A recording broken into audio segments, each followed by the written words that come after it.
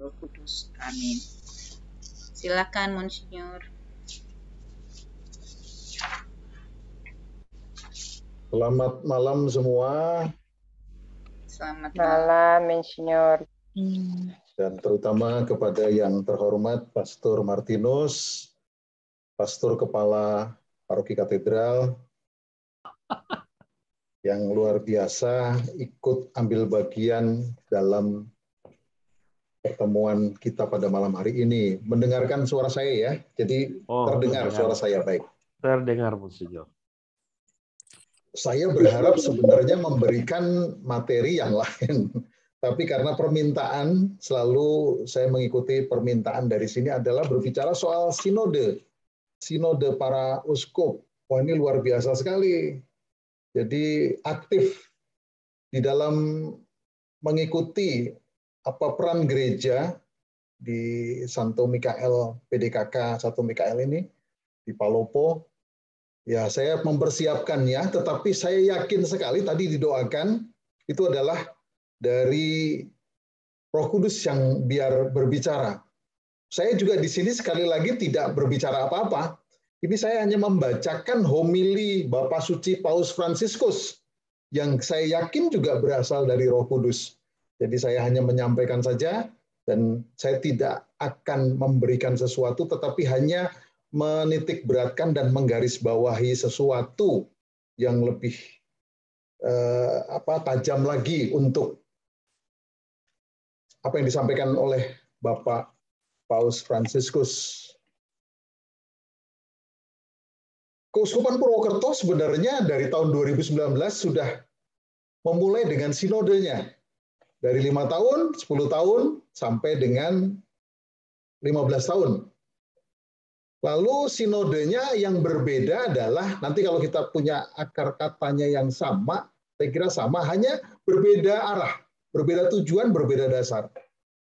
Ambil contoh, kalau kami dulu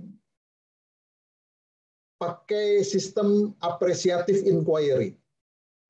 Jadi hal-hal yang baik, hal-hal yang positif, hal-hal yang sudah berhasil, itu lebih dikembangkan kembali. Jadi kita nggak melihat sesuatu yang buruk, sesuatu yang jelek, sesuatu yang benar-benar membuat yang tidak bisa punya semangat dan sebagainya.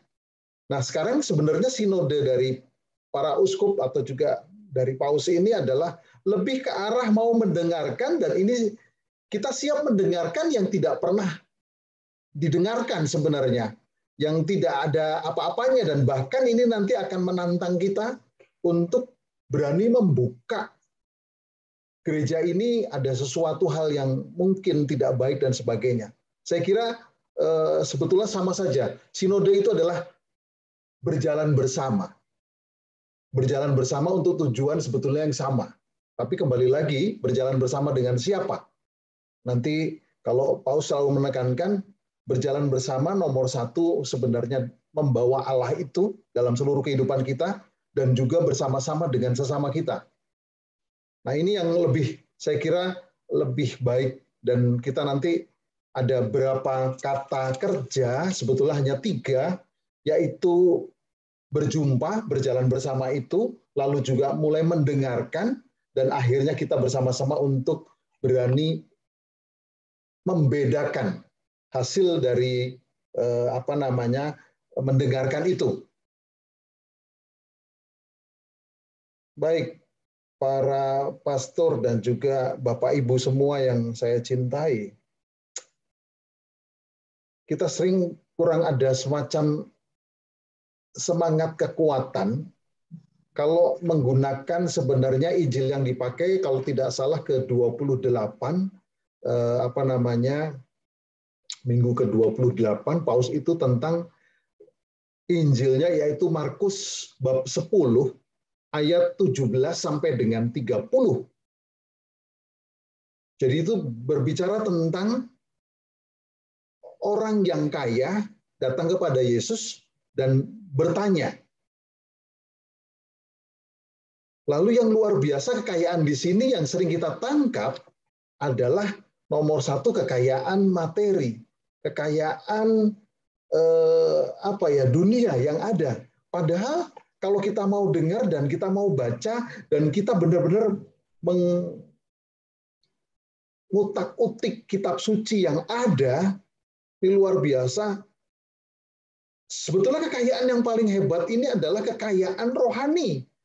Yang merasa orang itu dekat dengan Allah, yang merasa banyak orang itu selalu berdoa dengan liturginya, dengan banyak dan sebagainya, kelihatannya dekat dan seterusnya. Jadi dia merasa yang paling kaya itu ketika sudah memiliki segalanya, tapi terutama adalah rohani, kedekatannya dengan Tuhan, mungkin banyak berdoa, banyak macam-macam. Sebetulnya Tuhan tidak bisa bekerja, karena kita sudah tidak membutuhkan lagi. Itu kekayaan yang paling menakutkan sebenarnya. Bukan soal harta benda, apalagi kalau sampai harus dijual. Jadi di sini kita mau melihat bukan hanya sekedar kekayaan materi. Kekayaan materi itu sangat mudah. Dan bahkan kekayaan materi itu nanti bisa menjadi sesuatu sarana terbaik. Tapi kalau sudah kekayaan rohani yang kita merasa, entah itu siapa saja, baik itu uskup, para pastor, orang biarawati, atau juga kelompok-kelompok yang pendoa ini, udah merasa paling banyak doa, dekat dengan Tuhan, jadi pemimpin sesuatu, ini yang sebenarnya berat. Kita mau menggunakan ini kadang-kadang susah, karena kita merasa bahwa sebagai pemimpin, sebagai orang yang merasa mengumpulkan dan sebagainya. Nah, maka kalau saya mau melihat Injil Markus bab 10 ayat 17 sampai dengan 30 ini, kekayaan orang ini bukan hanya kekayaan materi. Kekayaan materi itu sebenarnya agak mudah. Orang-orang kaya itu sebetulnya agak mudah kalau dia memiliki harta benda itu. Walaupun sekali lagi, di mana ada harta bendamu, hatimu ada di situ, ya. Tapi kembali, di sini yang paling berat, kenapa di situ ada? Lalu dia mengatakan Kristus ketika, ya kamu tahu kan aturannya, jangan membunuh, jangan berzina, jangan mencuri, jangan mengucapkan saksi dusta, dan jangan mengurangi hak orang, hormatilah ayah dan ibumu. Kata orang itu apa? Dia sudah nggak membutuhkan apa-apa lagi. Guru, semuanya itu telah kuturuti sejak masa mudaku. Luar biasa. Jadi orang ini memang orang baik. Orang ini memang menuruti taat akan aturan dan juga hukum. Tetapi ketika berbicara itu, dia sebetulnya nggak membutuhkan apa. Saya sudah melakukan semua. Saya sudah suci kok. Saya sudah berdoa banyak kok. Ini yang susah sebenarnya. Walaupun digambarkan sekali lagi juga dengan harta duniawi, harta benda itu. Maka saya pengen menyampaikan kepada kita, yuk kita berjalan bersama itu, kalau dalam bahasanya sebenarnya kaminiamu insieme, berjalan bersama. Apa artinya? Atau juga walking together. Atau juga mungkin yang disebut juga dengan berjalan bersama, lebih kepada yang mana? Arahnya bagaimana? Sebetulnya nanti kita bersama-sama, pertama, kita membawa dulu dalam kehidupan, Kristus itu membuka, bahkan menjual, bahkan membuka hati kita betul-betul tidak hanya dipenuhi dengan kekuatan-kekuatan dan usaha kita. Jadi berbicara soal keilahian, bukan soal hanya sekedar kemanusiawian atau dunia ini.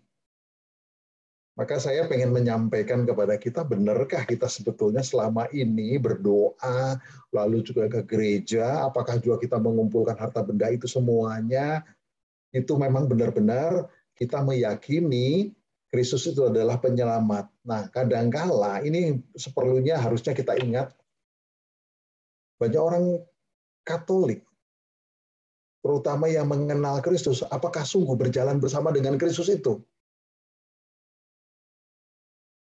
Biasanya orang yang berjalan bersama dengan Tuhan, dengan keilahian, dengan Kristus, ada 4 ciri yang seperti orang kalau dapat Roh Kudus sama saja. Bawa damai enggak? Nomor 1. Jadi kalau sudah bawa damai, dia membawa Tuhan sebenarnya. Dan Tuhan itu adalah damai. Lalu berbagi kasih enggak?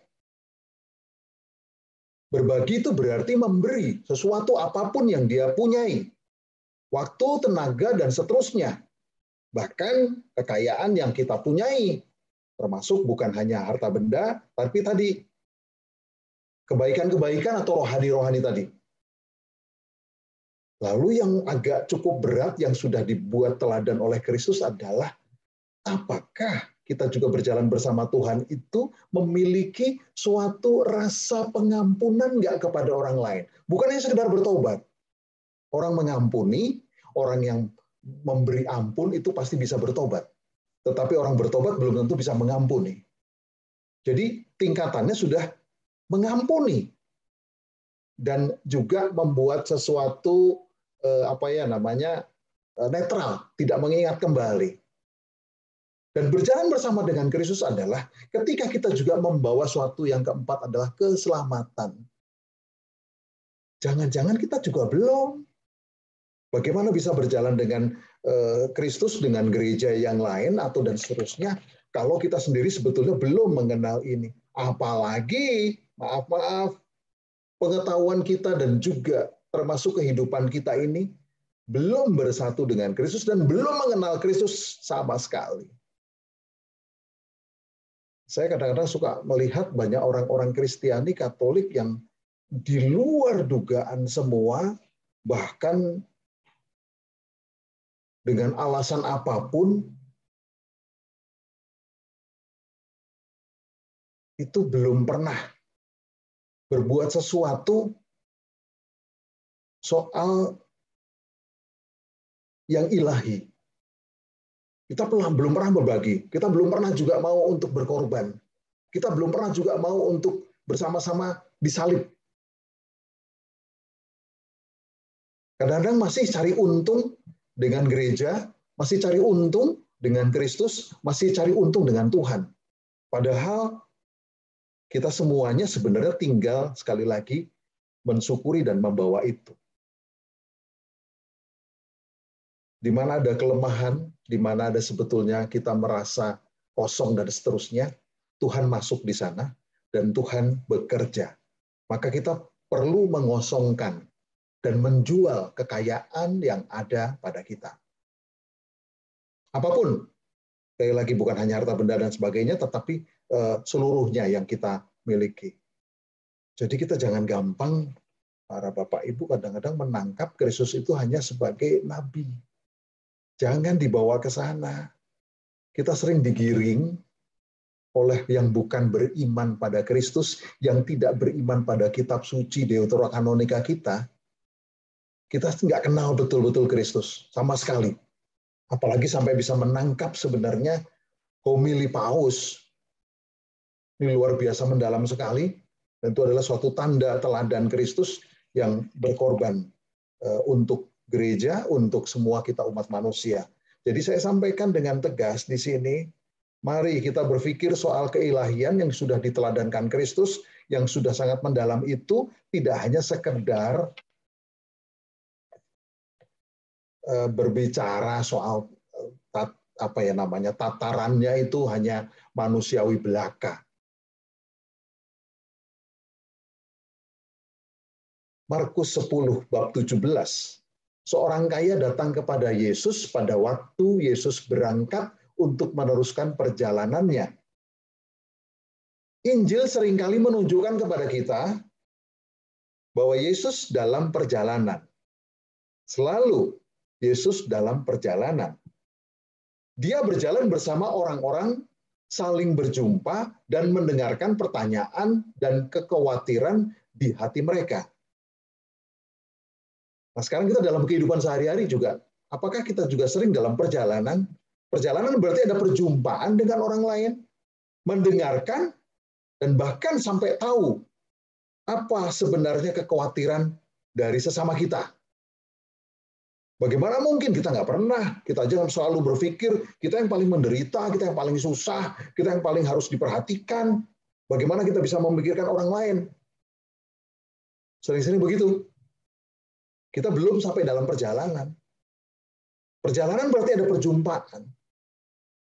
Ini bukan lagi sekali lagi Orang yang sebenarnya sudah selesai dengan dirinya, banyak seorang imam itu yang selesai dengan dirinya, sehingga dia sudah tidak berpikir lagi akan dirinya, tetapi lebih kepada untuk pelayanan kepada sesama.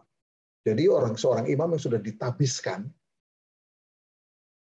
atau juga mungkin seorang keluarga yang sudah betul-betul menghidupi dengan Kristus adalah orang yang sudah selesai dengan dirinya, yang sekarang tinggal berbagi, tinggal dalam perjalanan, tinggal berjumpa, apalagi mau tahu susahnya orang lain, bukan lagi kembali kepada selalu dirinya yang paling susah, dirinya yang paling menderita, dan seterusnya. Dia menunjukkan kepada kita bahwa Tuhan tidak ditemukan di tempat yang rapi dan teratur. Maka agak berbeda tadi saya sampaikan sinode yang ada di Keuskupan Purwokerto, appreciative inquiry itu yang semuanya baik-baik diangkat. Mungkin agak takut juga kalau berpikir ke belakang, mungkin takut juga kalau dikritik, mungkin takut juga kalau harus berpikir tentang keburukan dan sebagainya. Tapi bukan itu. Maksudnya kita supaya punya semangat. Bedanya di sana. Kalau yang di sini, Paulus mau mengatakan, ayo, yang belum pernah ngomong-ngomong. Kalau perlu dengan kata kasarnya, ayo kritik hierarki ini. Sekarang sudah lebih kepada gereja ini Katolik bukan lagi hierarkis, seperti piramid, pimpinan dari atas ke bawah, tapi sekarang sudah sinodal. Sinodal itu berarti dari semuanya kita satu lingkaran yang sama-sama bersama. Semua punya kekuatan, semua punya sesuatu yang berasal dari Allah. Tapi apakah mungkin itu? Apakah juga kita sudah siap untuk sinodal itu? Perlu kita cermati dengan baik. Jadi di sini menunjukkan Tuhan tidak ditemukan di tempat yang rapi dan teratur. Yang sudah mapan enak-enak saja, mulailah keluar.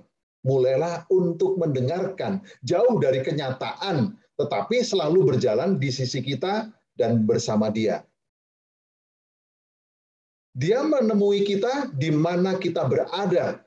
Di jalan kehidupan yang seringkali berbatu. Nah, disinilah sebenarnya kalau kita betul-betul mau hidup secara realita, ternyata di luar atau ternyata yang kita tidak terima hanya kemapanan, itu sebenarnya yang diharapkan, itu di jalan kehidupan kita sehari-hari yang kita mau berbatu dan susah sebenarnya. Hari ini kita dapat sekali lagi memulai proses sinode ini. Marilah kita mulai dengan bertanya pada diri kita sendiri. Ini khotbahnya Paus Fransiskus. Kerajaan Allah itu sangat berbeda dengan kerajaan dunia. Atau bahkan malah sering bertolak belakang. Maka jangan salah, masa pandemi ini, orang selalu berpikir kita juga sedang susah semua. Selalu berpikir dengan alasan pandemi. Kita nggak bisa buat apa-apa karena pandemi. Justru apakah kita nggak berpikir lebih dalam lagi kalau Paus mengatakan kita di jalan berbatu, justru alasan dengan pandemi ini kita bisa masuk.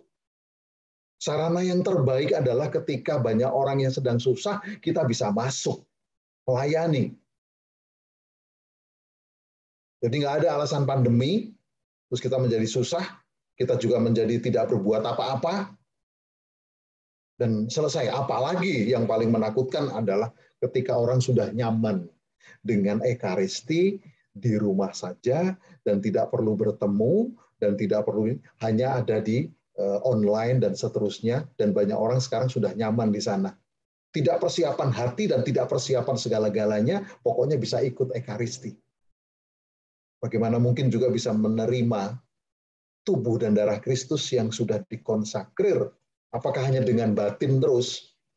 Nah, ini menjadi pertanyaan terus-menerus bagi kita. Maka kita semua, baik itu Paus, dia menyampaikan, uskup, para imam, religius dan awam, kita komunitas Kristiani mewujudkan cara Tuhan ini. Kehidupan Tuhan ini yang mewartakan, yang menempuh jalan sejarah dan berbagi dalam kehidupan umat manusia. Jangan-jangan kita dari dulu, katolisitas kita, kehidupan Katolik kita itu tidak sama dengan kehidupannya Kristus sesungguhnya. Semuanya nyaman, semuanya enak. Jangan-jangan kita nggak sama. Apakah kita siap untuk petualangan perjalanan ini? Ini sinode sebenarnya. Atau apakah kita takut akan hal yang tidak diketahui? Jangan-jangan lebih memilih untuk berlindung dengan alasan yang biasa. Nggak ada gunanya lah seperti itu.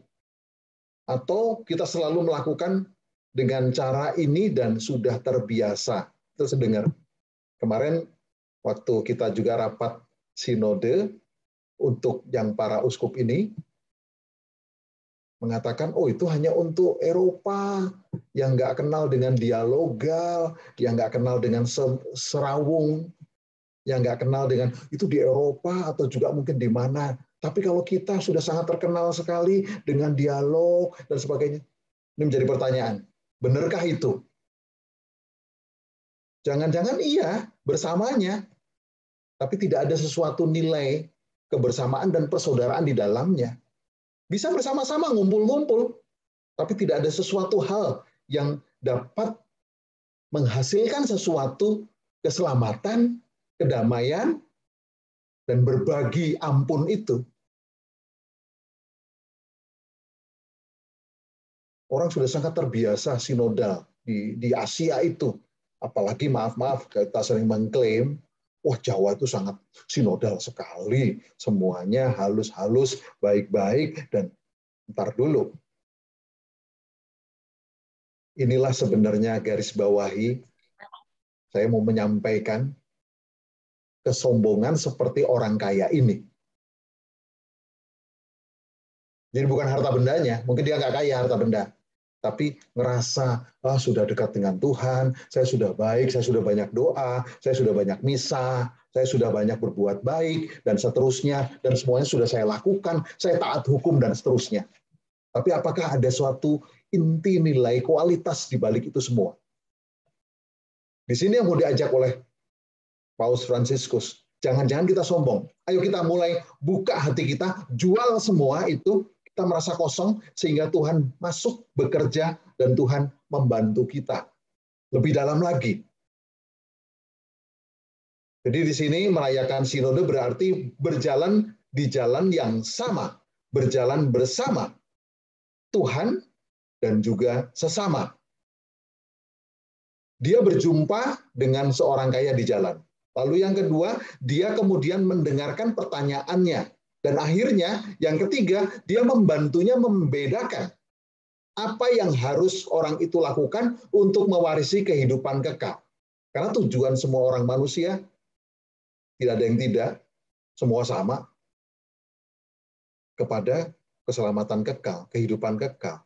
Nggak bisa enggak. Dan harus sesudah kematian itu. Jadi kita mau tidak mau, yuk buka, yuk kita sekali lagi bersama Tuhan, yuk kita juga bersama sesama dan sebagainya, dan akhirnya kita bisa membedakan. Ini loh yang kualitas rohani benar, jangan-jangan kita hanya menjalankan suatu rutinitas belaka, atau formalitas belaka, tapi tidak mendalam. Nah ini yang dari diri kita, apalagi kepada sesama. Kata-kata kerja yang menjadi ciri sinode para uskup ini, dari paus ini, nomor 1, berjumpa. Bagian Injil ayat 17 dimulai dengan berbicara tentang sebuah perjumpaan. Seseorang datang kepada Yesus dan berlutut di depannya, mengajukan pertanyaan penting. Saya kemarin, punya pengalaman yang luar biasa. Saya itu juga termasuk seorang uskup yang tidak mencontoh Kristus. Tapi memang bukan kepada orang Katolik. Ada orang datang ngamuk-ngamuk, marah-marah.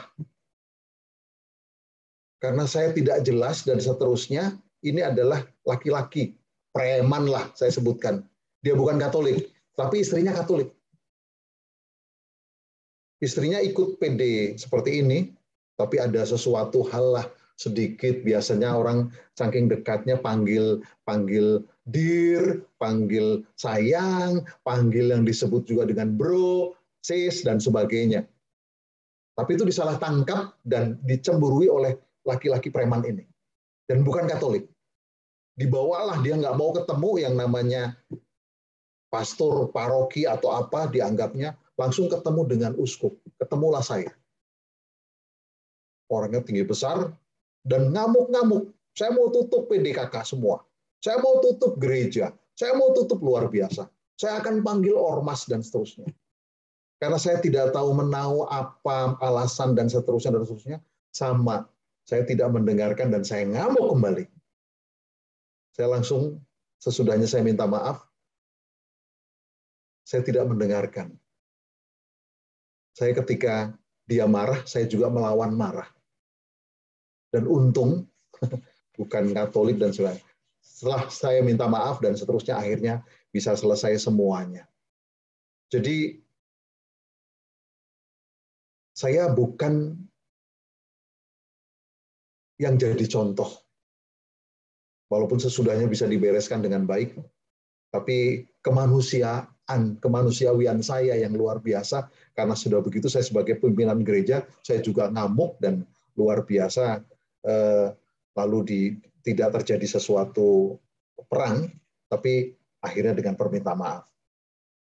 Nah di sini ditanya, guru yang baik, ini luar biasa, guru yang baik.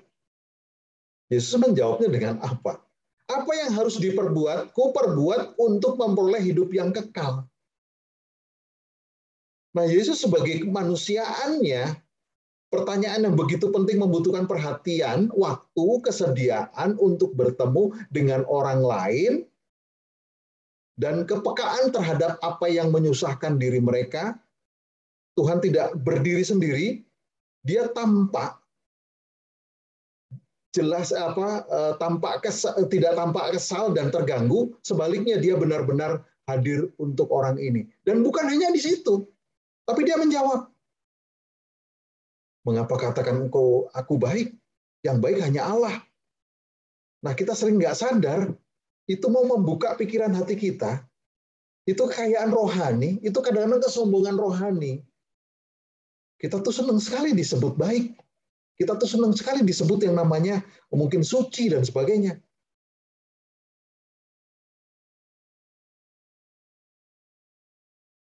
Kristus terbuka untuk ditemui. Tidak ada yang membuat Yesus acuh tak acuh. Semuanya menjadi perhatiannya menghadapi wajah, bertemu mata, berbagi sejarah setiap individu. Itulah kedekatan yang Yesus wujudkan. Dia tahu bahwa hidup seseorang dapat diubah dengan satu pertemuan. Maka saya selalu menggarisbawahi, kalau ribut-ribut, coba komunikasi. Coba ada pertemuan, coba hadir di sana. Semuanya akan beres. Kalau ada pertemuan, ada pembicaraan. Nah, di sini membutuhkan hadir. Kalau kita mau berbuat sesuatu, hadir, datang. Kita mau berbuat sesuatu untuk Natal, saya mau berbuat sesuatu untuk paroki, saya mau berbuat sesuatu, sekali lagi, hadir dan datang. Tidak hanya di tempat sendiri, kenyamanan sendiri. Itu semuanya akan berjalan, akan baik, dan akan terrealisasi. Makanya penting sekali hadir dan bertemu. Ekaristi apalagi, perjamuan suatu saat, di sini sudah dibuka, hadir. Dan jangan hanya titip, kolekte, atau juga kita tidak akan datang dan sebagainya. Lalu kalau kita mau datang kemana untuk membantu, hanya titip. Nanti sama juga, mau diajak berdoa bersama di ini, titip saja. Nanti suatu saat mau masuk surga pun nggak akan masuk, tapi titip.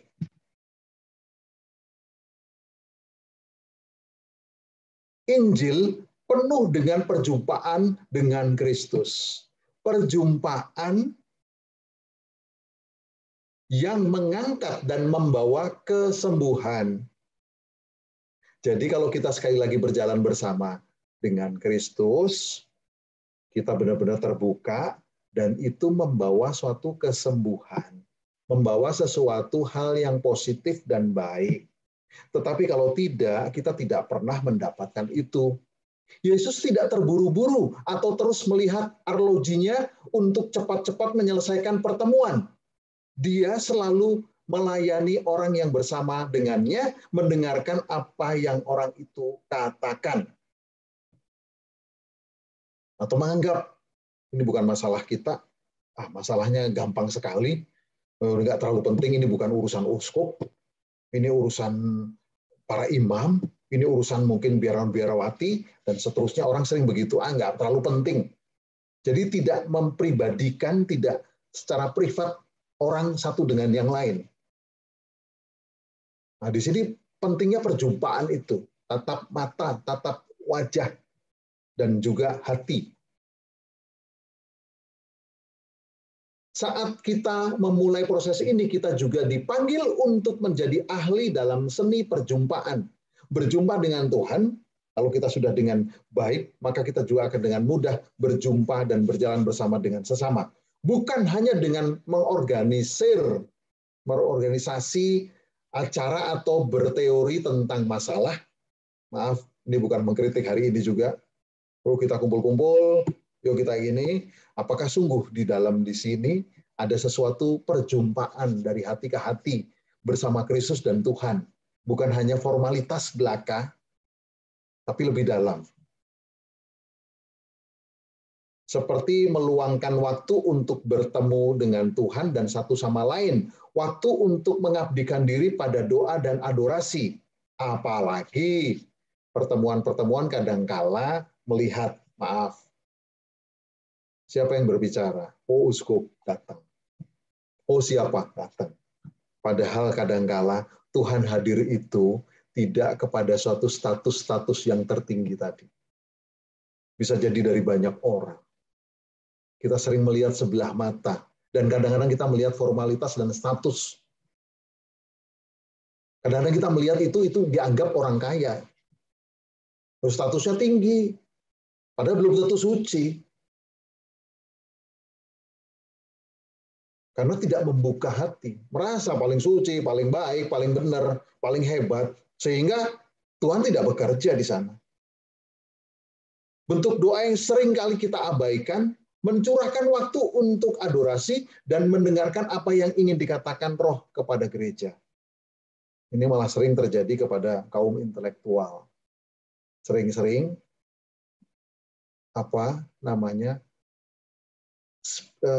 intelektualisasi spiritual. Jadi apapun semua dimasukkan ke dalam pemikiran. Ini masuk akal nggak? Ini masuk akal nggak selalu. Padahal itu ranahnya spiritual. Nggak bisa.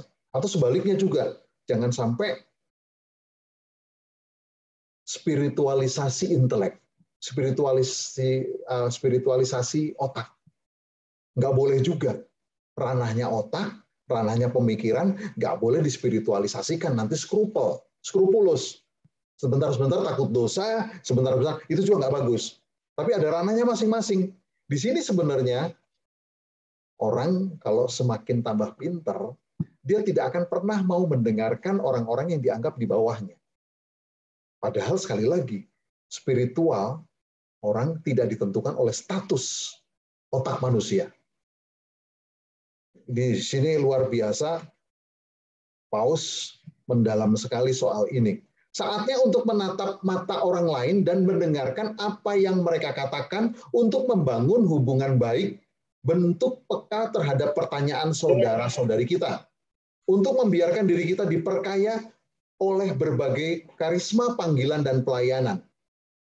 Jadi setiap pertemuan, seperti yang kita ketahui membutuhkan, setiap pertemuan membutuhkan keterbukaan, keberanian, menjual tadi, dan kesediaan untuk membiarkan diri kita ditantang oleh kehadiran dan cerita orang lain.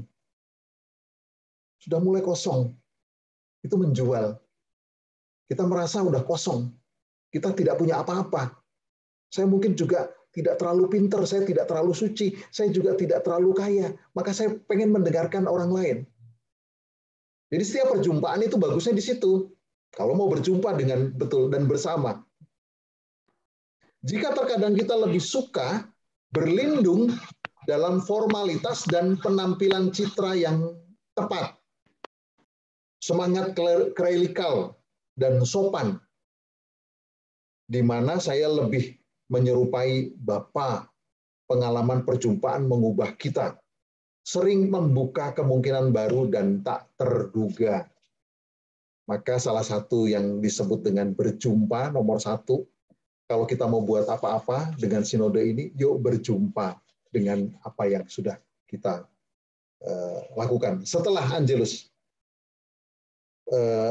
Paus mengatakan setelah Angelus ini, saya akan bertemu dengan kelompok orang di perjalanan dan berkumpul. Lalu kita sering juga tanpa formalisme dan kepura-puraan, tetapi apa adanya. Sama kita sering ketemu dengan lintas agama. Hati-hati, bagus ini. Tapi apakah sungguh lintas agama kita mau mendengarkan yang lain? Jangan-jangan kita mau menawarkan kita sendiri.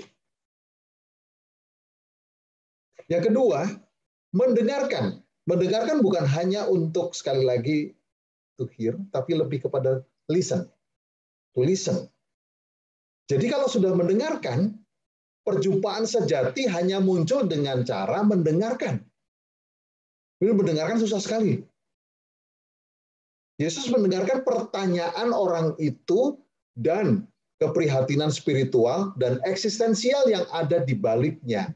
Maka tadi saya sampaikan bukan soal kekayaan harta bendanya belaka, tapi lebih kepada kembali lagi karena ngerasa dirinya lebih dari semuanya, sudah melakukan segala-galanya, dan dia nggak bisa untuk membuka dan mengosongkan lagi. Sebenarnya kalau mendengarkan, kita nggak usah menyelesaikan, tidak usah kasih solusi, kadangkala 60% selesai. Mungkin ini yang tahu di PCC. Ada Bu Indra, ada siapa yang pernah ikut PCC.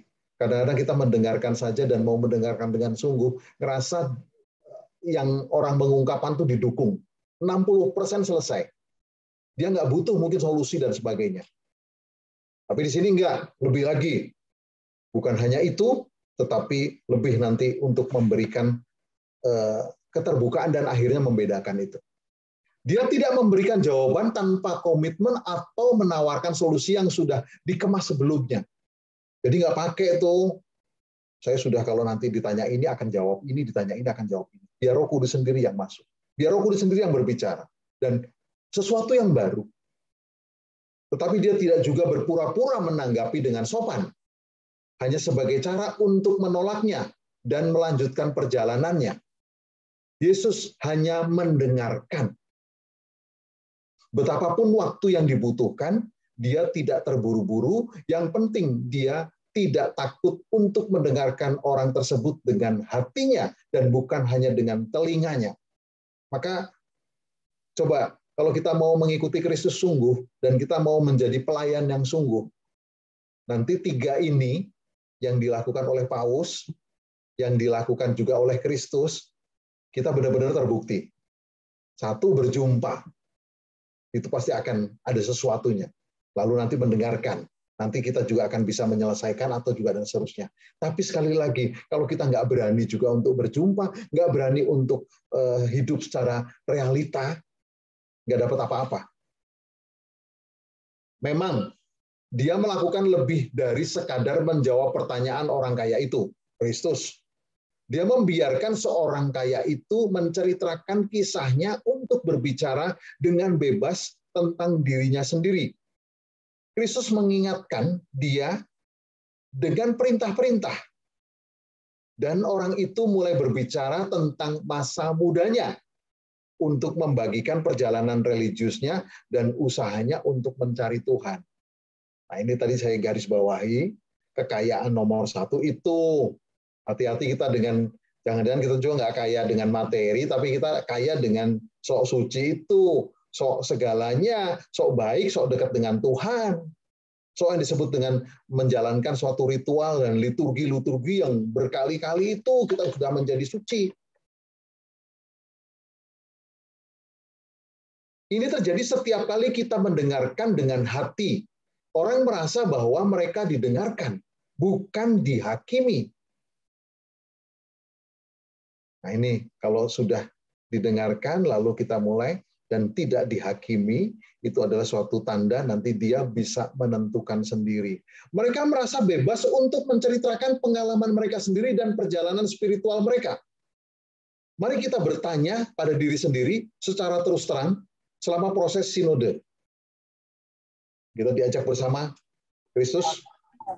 Apakah kita pandai mendengarkan? Seberapa baik pendengaran hati kita? Ini untuk pembelajaran dari kelompok-kelompok formalitas. Ini pembelajaran bagi para imam. Ini pembelajaran bagi para uskup. Ini pembelajaran bagi biarawati.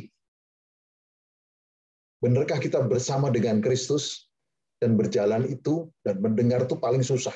Mendengarkan sungguh. Seberapa baik pendengaran hati kita?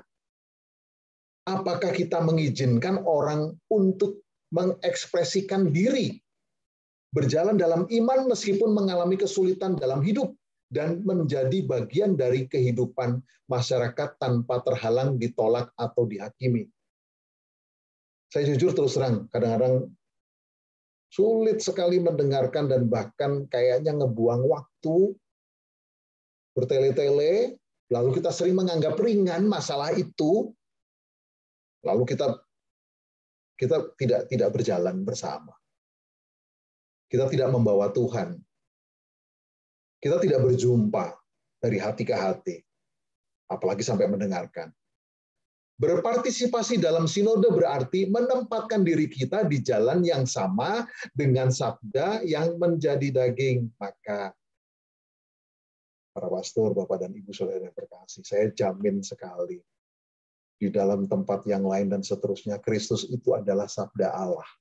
Kalau di tempat huwa kalimatullah, dia sabda Allah yang menjadi daging. Sebenarnya jelas sekali dia Tuhan. Jadi Tuhan itu adalah sabda. Itu kalau udah bolak-balik benar sekali.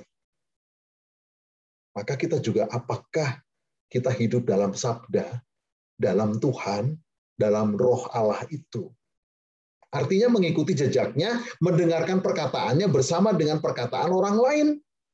Ini berarti menemukan dengan takjub bahwa Roh Kudus selalu mengejutkan kita untuk menyarankan jalan baru dan cara berbicara yang baru. Ini adalah latihan yang lambat dan mungkin melelahkan. Pembelajaran untuk mendengarkan satu sama lain, uskup, imam, religius, dan awam, semua yang dibaptis. Dan untuk menghindari tanggapan yang dibuat-buat dan dangkal dan dikemas sebelumnya, Roh Kudus meminta kita untuk mendengarkan pertanyaan, keprihatinan, dan harapan setiap gereja, umat, dan bangsa ini. Dan untuk mendengarkan dunia, tantangan dan perubahan yang ada di hadapan kita. Janganlah kita kedap suara hati kita. Janganlah kita tetap terkurung dalam kepastian pemikiran kita. Nah, sering sudah saya nggak bisa dibongkar lagi, nggak bisa dijual lagi, nggak bisa sekali lagi dipertaruhkan. Ini loh, menurut saya benar ini loh. Ini menurut saya yang paling baik loh. Ini menurut otak saya yang paling hebat loh.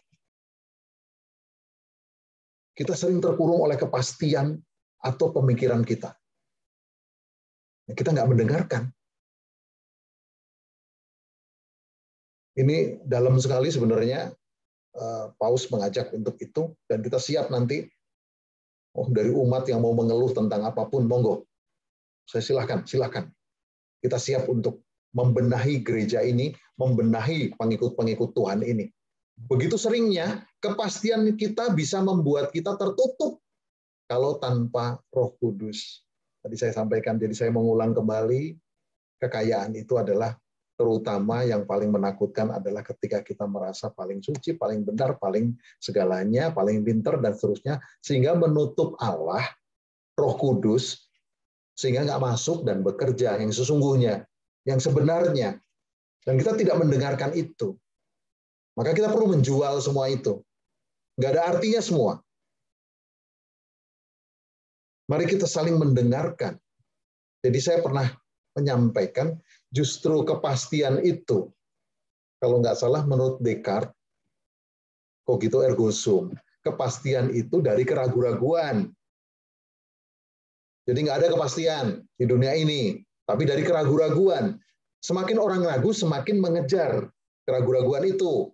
Semakin kita sebetulnya nggak tahu pasti tentang Tuhan, kita semakin mau cari Dia. Dan semakin kita tuh nggak tahu apa-apa. Jadi kalau kita sudah mengatakan pasti, selesai.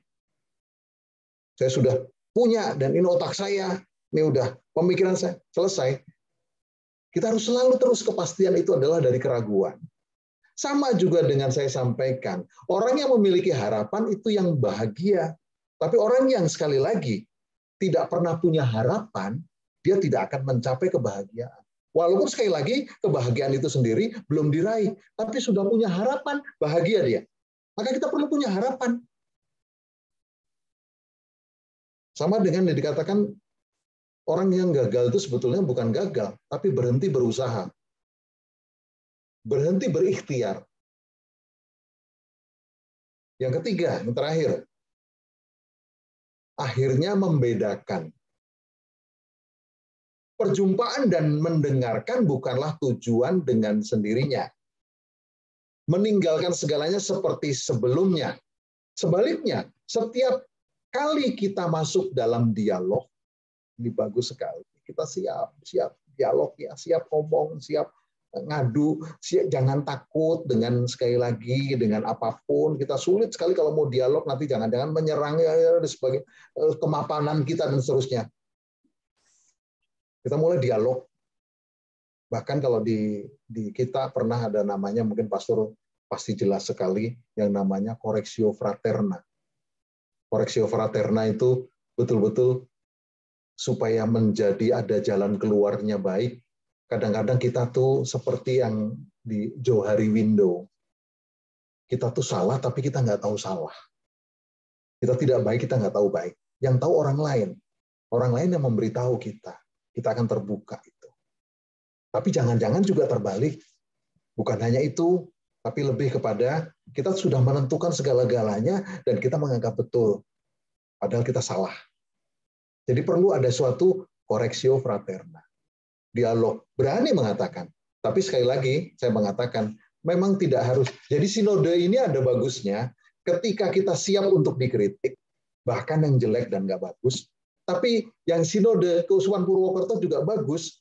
Kita jangan sampai kembali ke belakang ngomongin yang buruk-buruk, kita nanti semakin putus asa, nggak punya kekuatan. Tapi dengan appreciative inquiry ini menjadi semangat. Jadi kalau kita sekali lagi berdialog dengan orang lain, kita juga kadang-kala memberikan sesuatu yang positif. Oh, kamu hebat begini, semakin bersemangat dia. Tapi juga perlu namanya correctio fraterna. Nah, di sini sebenarnya mengajak pada kita nggak usah takut hidup realita. Ada kritikan apapun dan kita jawab. Kita tunggu, bahkan mungkin tidak mengenakan, bahkan mungkin dianggap rendah dan sebagainya. Kita membiarkan diri untuk ditantang, untuk maju dalam sebuah perjalanan. Dan pada akhirnya kita tidak lagi sama, kita diubah dan saling membuka untuk melengkapi. Dengan dialog terjadilah itu semakin sempurna, semakin menjadi lebih baik lagi, apalagi membawa Tuhan, membawa Roh Kudus dalam hidup kita. Pasti ada kan hasilnya. Pelayanan kita akan menjadi jelas. Lalu juga segala karya-karya kita akan menjadi betul-betul terbukti kalau ada perjumpaan, pendengaran, lalu juga berdialog. Hasilnya pasti ada. Nah, ini sinode sebenarnya. Kita melihat dalam Injil hari ini yang kemarin Yesus Paus menyampaikan, Yesus merasakan bahwa orang di hadapannya adalah orang yang baik dan religius. Dia positif. Lalu ditawarkan patuh pada perintah-perintah. Tetapi Kristus ingin membimbingnya, bukan hanya sekedar kembali lagi mengatakan yang positif dan baik, ternyata dia ada kesusahan. Maka dikatakan sebenarnya ada satu lagi yang kurang. Ketika dia sudah melakukan ini semua, juallah semua, berarti itu adalah kesalahan. Berarti itu adalah kekurangan. Maka bukan hanya satu ketika dia orang kaya, tetapi dia tidak menjualnya itu juga suatu kesalahan. Maka di sini Kristus ingin membimbingnya melampaui sekedar ketaatan pada aturan-aturan. Kita semua ini sering-sering mungkin bukan persembahan yang akan menyelamatkanmu. Bukan juga taat-taat aturan, bukan juga kita sampai berbusa-busa, berdevosi, berdoa, dan sebagainya. Tapi ada yang lebih lagi. Jual. Kamu mulai melayani semua yang lain. Kamu mulai bagikan. Bagikan itu berarti melayani. Maka tadi saya sampaikan ada 4 yang paling pokok. Kalau kita mengikuti Kristus, yuk bawa damai enggak? Tidak ngadu domba satu dengan yang lain. Yang kedua, berbagi enggak? Berbagi itu tidak harus sekali lagi harta kekayaan, tetapi kebaikan-kebaikan kita, pelayanan kita, waktu kita, tenaga kita, pemikiran kita, dan segala-galanya. Perhatian kita kepada yang lain, pendengaran kita kepada yang lain. Syukur-syukur sampai bisa seperti Kristus di apapun, mengampuni. Berbagi mengampuni paling berat. Dan terlebih lagi, kita mewartakan kabar gembira. Sabda tadi, hidup bersama sabda, mengabarkan kabar gembira, mengabarkan Kristus, keselamatan Kristus itu. Jadi kita membawa keselamatan juga bagi yang lain. Maaf, ada banyak orang yang gampang tersinggung dan ngamuk, primitif sekali. Bukan apa ya? Ini sifat kehewanan. Kalau sampai sedikit-sedikit ada tawuran, sedikit-sedikit ada pembunuhan, sedikit-sedikit ada caci maki yang keras, padahal kita belum pernah selama hidup mengikuti Kristus, menjadi Katolik, belum pernah berbagi, belum pernah melayani, belum pernah juga ngerasa tidak dendam, selalu sakit hati. Ini menjadi pertanyaan bagi kita. Apakah kita ingin bersama-sama sinode?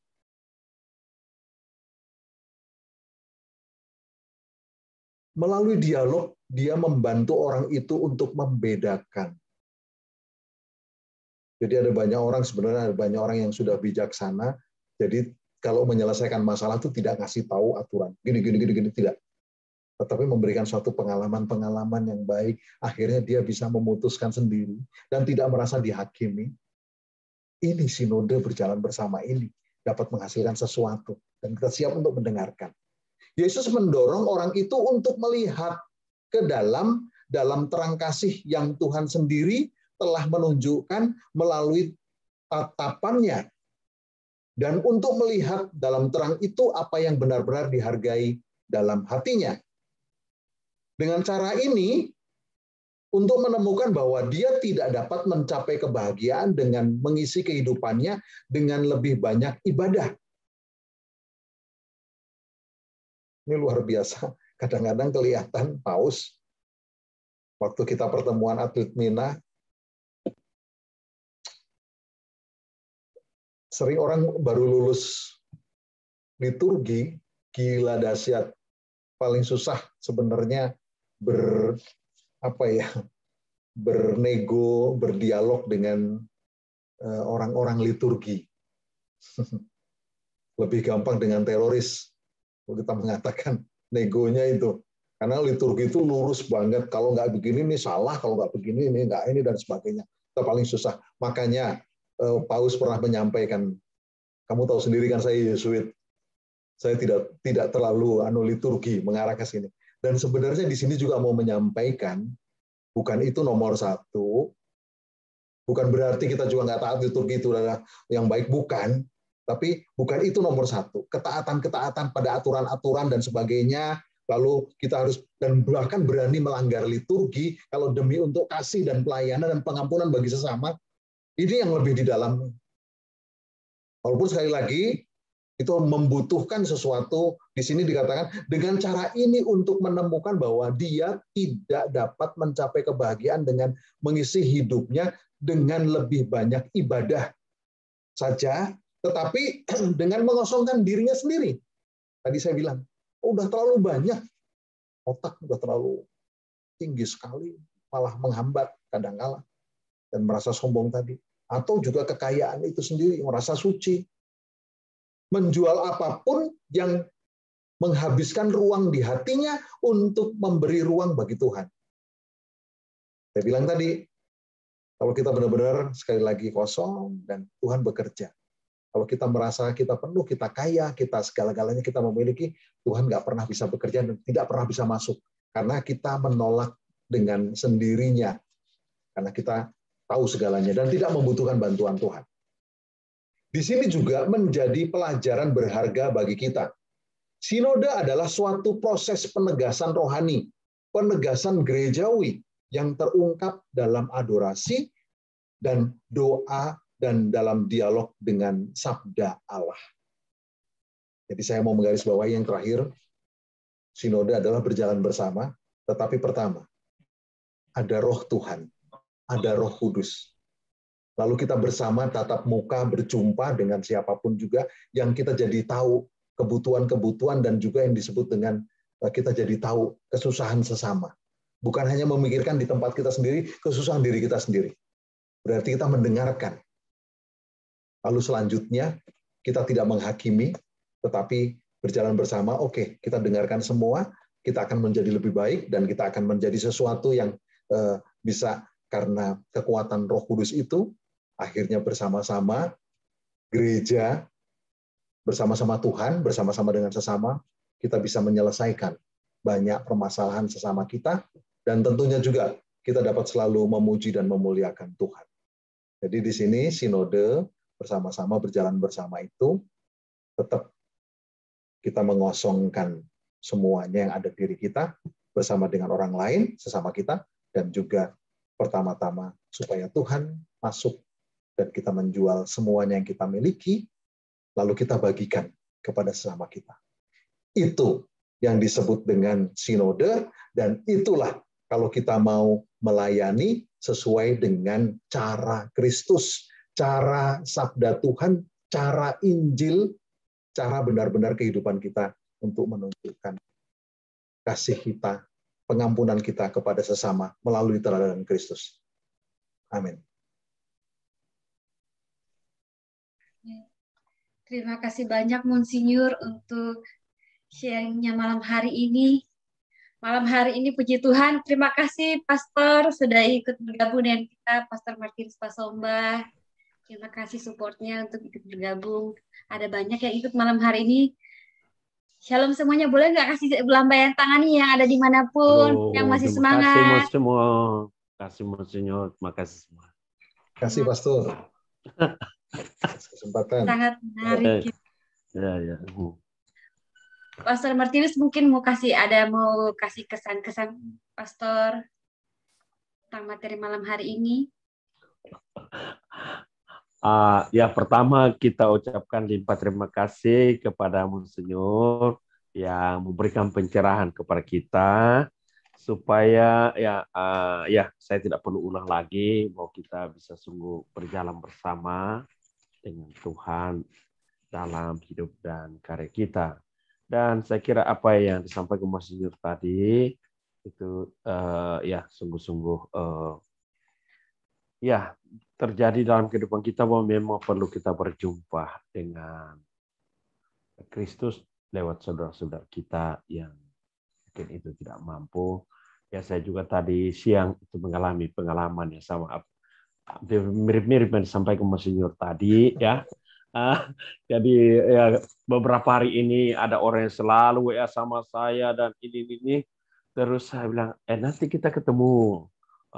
Dan tadi siang saya ketemu orang itu dan lewat pertemuan itu ya saya mengunjungi ke rumahnya dan kita berbicara dari hati ke hati dan ya akhirnya suasana itu menjadi baik, menjadi cair ya.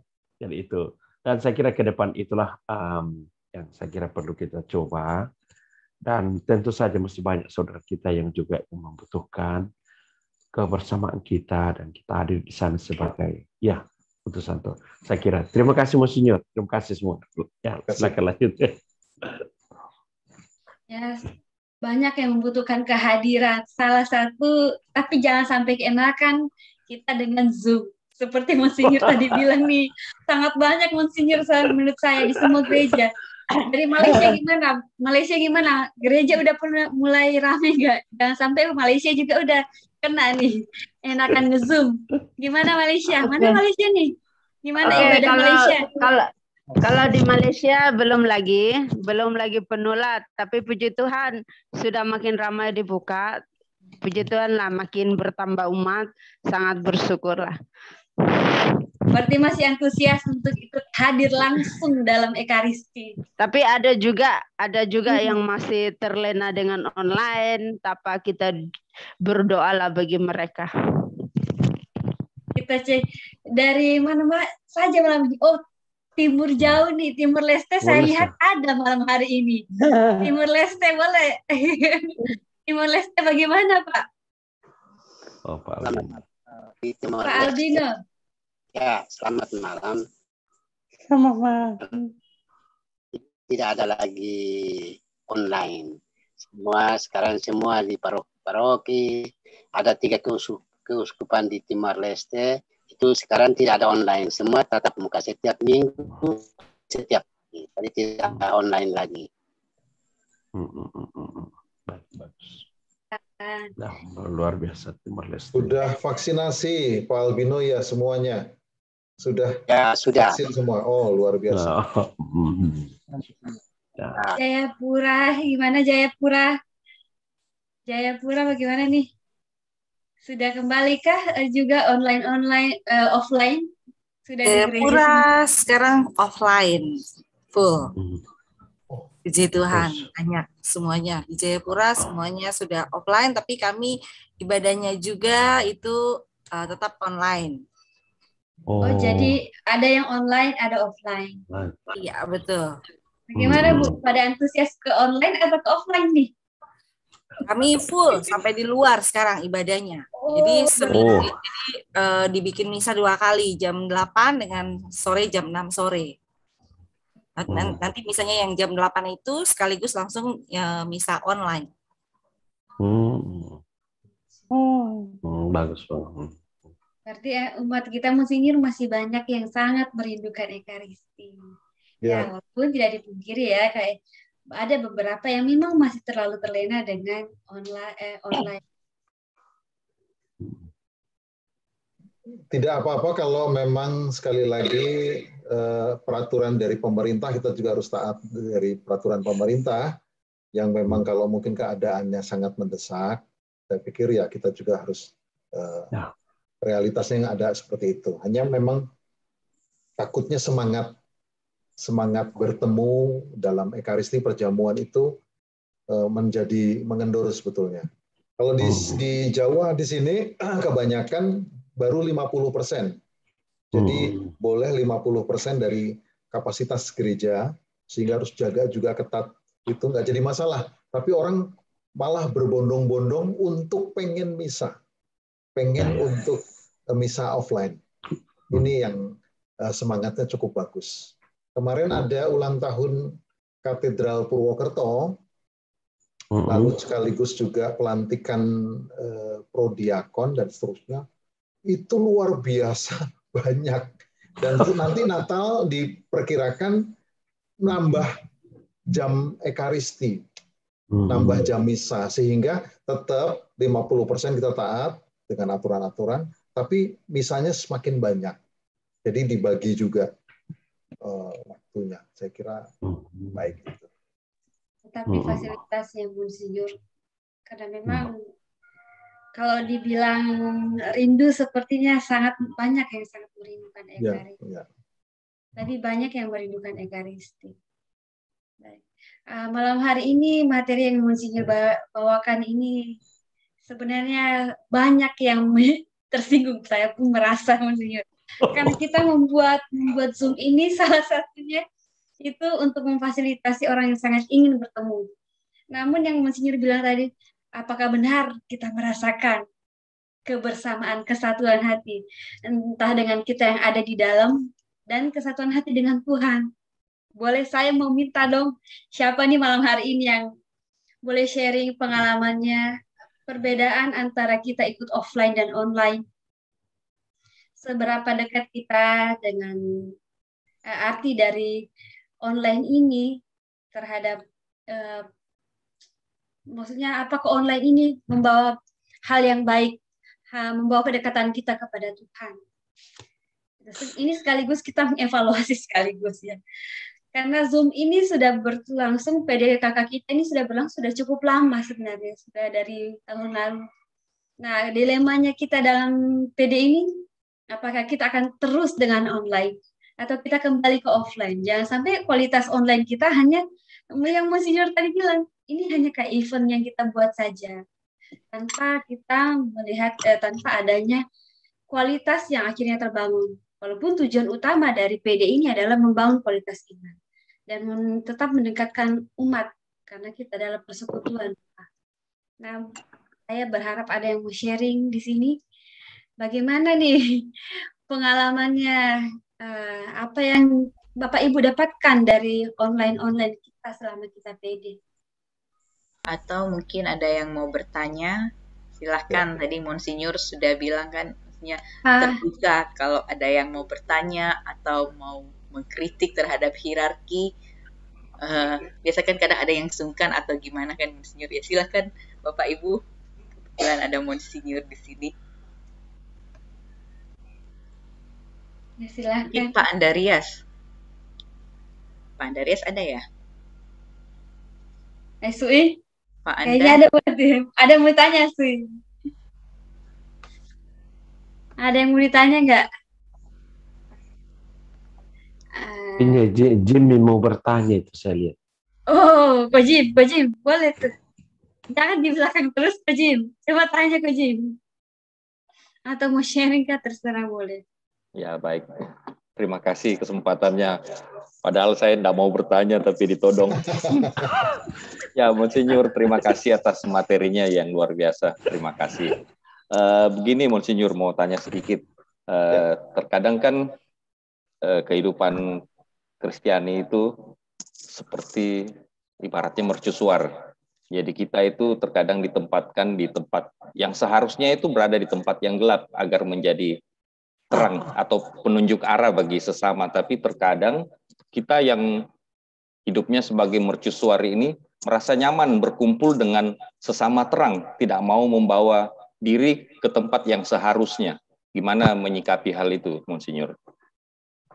Terima kasih, pertanyaan yang bagus sekali. Sebenarnya, apakah sungguh kita kalau merenungkan lebih dalam lagi, kita itu mercusuar?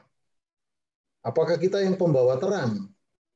Jangan-jangan karena kita sekali lagi merasakan tadi seperti orang kaya, ya saya kan sudah ikut ini dan sebagainya, saya pembawa terang. Jadi saya senangnya hanya berkumpul.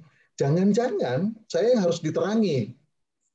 Jangan-jangan karena kita tidak membuka kembali dan tidak mau menjual, kita tidak akan pernah masuk sesuatu yang baru. Roh Kudus yang membuat itu. Kita terlena. Maaf nih, kita sekali lagi kritiklah buat kami. Gereja Katolik nggak pernah takut dikritik, karena Gereja Katolik memang Kristus sendiri yang akan betul-betul memberikan gambaran jawaban. Kalau kita mau betul mengenal Kristus, nanti itu ada pengaruhnya dengan kembali lagi keimanan kita. Ada banyak yang menangkap Kristus salah. Maaf loh, saya mau sampaikan nih. Di Indonesia ada 630 denominasi. Katanya pengikut Kristus semua. Katanya disebut juga dengan gereja-gereja Kristen dan seterusnya. Di Indonesia ada 630-an. Kadang-kadang bisa turun, kadang-kadang bisa naik lagi karena ada yang baru dan seterusnya. Atau ada yang hilang, nggak ada pengikutnya lagi. Tapi di luar Indonesia ada ribuan. Nah ini sekali lagi penangkapan pada Kristus berbeda-beda. Kristus itu adalah seperti, ambil contoh, ada pemimpin yang luar biasa sekali. Ini kalau mau ikut Kristus seperti saya, turun dari helikopter, lalu di Senayan dulu tahun 72, saya masih ingat. Lalu dia berkhotbah luar biasa. Kalau kamu ikut Kristus, kamu jadi kaya. Pakai gelang, pakai jam tangan Rolex, pakai juga permata perhiasan, dan pakai jubah dan sebagai baju yang mahal, turun dari helikopter dan berbicara. Kalau kamu ikut Kristus seperti itu. Ini saya kira penangkapan tentang Kristus salah. Jangan-jangan dia bukan mercusuar. Dia yang harus dikasih mercusuar. Nah, seperti itu. Ambil contoh lagi juga. Mengatakan yang luar biasa. Mana ada manusia mengampuni manusia yang lain, lalu menebus dosa yang lain. Tidak. Kalau manusia itu berhadapan nanti dengan Tuhan satu persatu. Satu lawan satu. Jadi kita bertanggung jawab atas diri kita sendiri. Nggak ada yang bisa menyelamatkan dan sebagainya. Ini penangkapan Kristus sudah salah. Karena Kristus hanya sebagai nabi. Maka saya bilang, jangan digiring. Kita ikuti kitab suci yang ada, Deuterokanonika ini. Sudah nggak ada bohong-bohongnya. Jadi kadang-kadang dari penangkapan itu kita sudah merasa ini tadi kepastian yang sudah kita buat sendiri. Jangan-jangan kita bukan mercusuar. Jangan-jangan kita tidak harus menerangi. Sebetulnya kita yang perlu diterangi. Ada banyak. Ada yang mengatakan saya pintar sekali, bla bla bla bla. Saya nggak dapat kedamaian di Kristus. Maksudnya apa? Oh, dia tidak menangkap Kristus sesungguhnya. Kristus itu yang mati di salib, Kristus itu yang benar-benar mengampuni, Kristus itu seperti dan menderita. Dan tadi dikatakan tidak di tempat yang nyaman, tapi di berbatu jalan itu juga. Kalau kita mengikuti dia, maka tadi saya sampaikan, jangan-jangan kepastian. Tadi saya sampaikan keraguan-raguan itu adalah kepastian. Atau saya bilang, orang punya harapan, itulah kebahagiaan. Jadi baru berharap saja sudah bahagia karena jadi ada yang satu diharapkan. Dan Kristus di sini menunjukkan cara yang saya kira paling baik. Saya cuma tadi sampaikan, benarkah kita nyaman sudah di yang mercusuar, yang orang yang nyaman-nyaman saja, yang enak-enak? Jangan-jangan tidak. Kembali lagi, kalau kita tidak bertemu dengan sesuatu dan mau mendengarkan yang lain, mau berdialog, mau juga untuk terbuka. Nah ini loh, yang mungkin saya takutnya, ini yang dibicarakan di sini, yang dibicarakan dalam kitab suci ini dan juga sinode para uskup lewat Paus Fransiskus ini. Jadi mungkin itu yang saya bisa sampaikan. Jadi belum tentu kita seperti itu. Syukur kalau memang sudah begitu beneran. Tapi saya yakin itu pasti tidak. Karena tadi kembali yang dipertanyakan adalah seperti orang kaya tadi. Orang kaya tadi kembali lagi memang benar. Kekayaan nomor satu sebetulnya bukan harta benda loh. Bukan harta benda, sekali lagi. Bukan harta benda. Tapi dia ngerasa, itu sudah saya lakukan semua. Saya sudah suci kok, saya sudah melakukan semuanya. Dia nggak ngerasa ada salah. Sama orang tua, sama apa dan sebagainya. Saya nggak pernah kok namanya membunuh. Saya nggak, belum tentu. Apakah membunuh itu harus dengan yang disebut mematikan orang? Jangan-jangan mematikan mata pencaharian orang juga membunuh. Jangan itu ada lain dan sebagainya. Kita nggak tahu.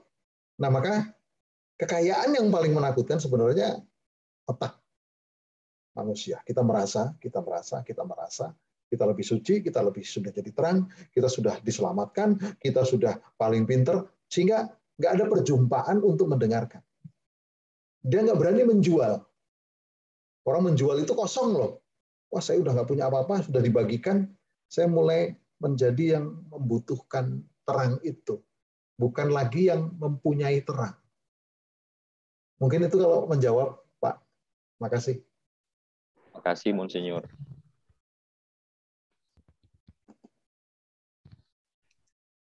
Bapak Ibu, ada kayak lagi yang mau bertanya?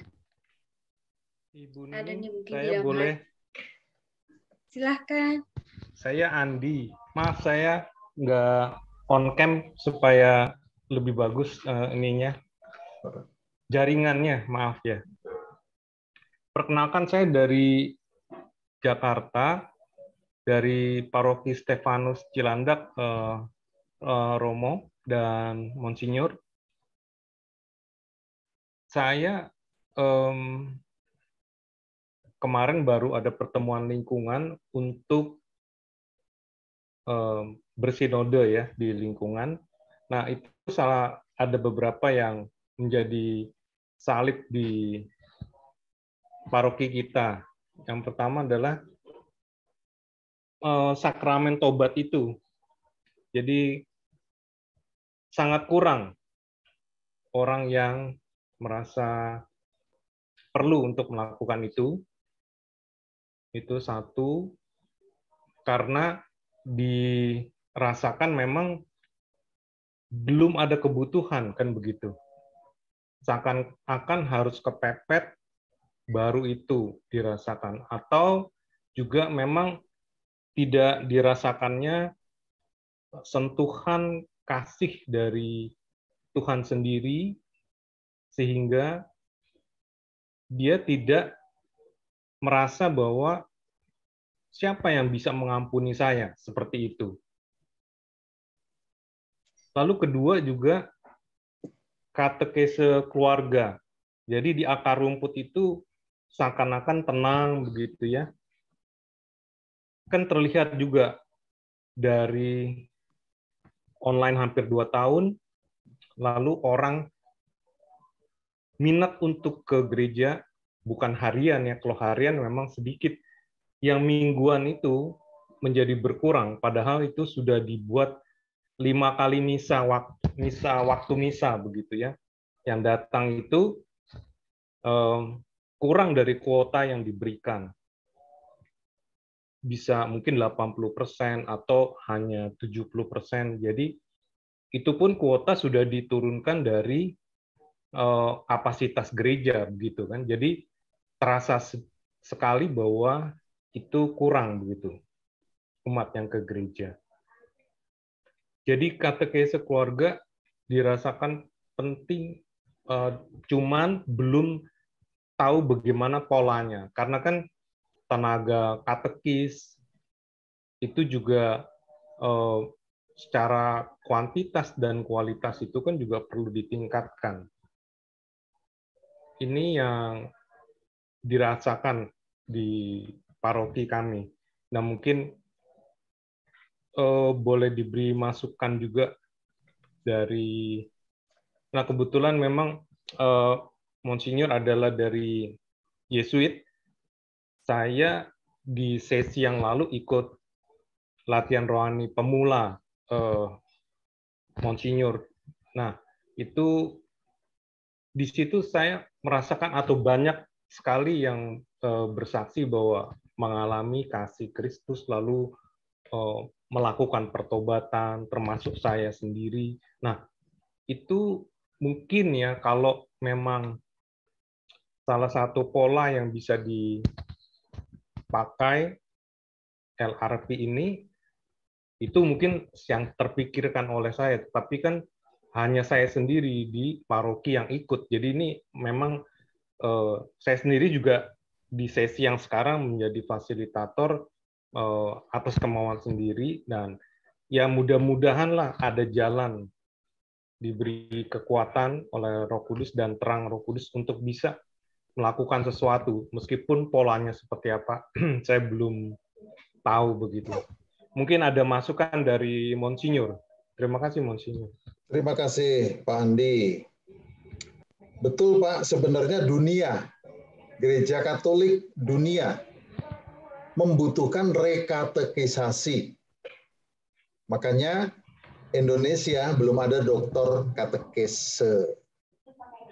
Kami, Keuskupan Purwokerto, mengirim ke Prancis Romo Danang untuk doktoral katekese.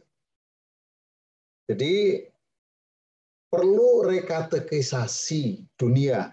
Jadi banyak sebetulnya tidak mengenal Kristus, tidak mengenal kitab suci kita, dan gampang sekali maaf-maaf dibawa dan digiring oleh pendapat-pendapat yang kelihatannya sama dan kayaknya hebat gitu loh. Kristus itu kan Nabi Isa. Bukan. Sekali lagi.